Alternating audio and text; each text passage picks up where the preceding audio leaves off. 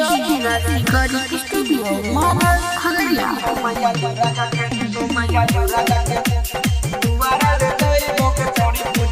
बोला बोला सिरावली भैया की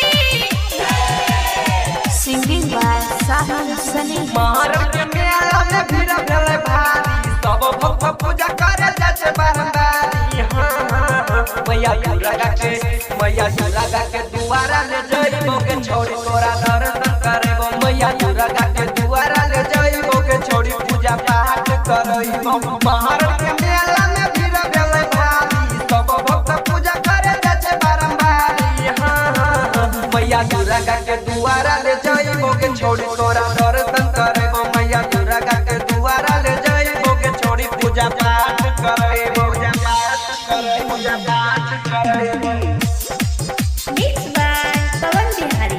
पूजा पाठ करेबो Sahil Recording Studio Mara Khaliya. नौ दिन तोय भूखल रहती कोई ना बारात तोरा के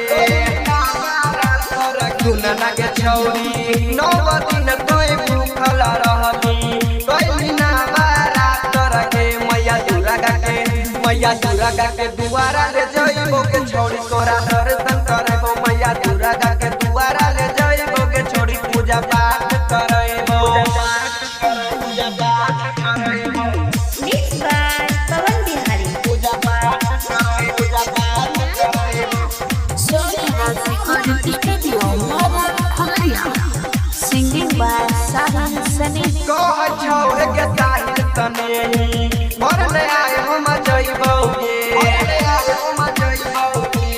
हे कोई माई मुंडे सरी तारा चढ़ी के बजाना में हम गइबोगे मैया दुर्गा के दुआरा ले जइबोगे छोड़ी तोरा दर्शन करबो मैया दुर्गा के दुआरा ले जइबोगे छोड़ी पूजा पाठ करबो Sahil Recording Studio Mara Khaliya.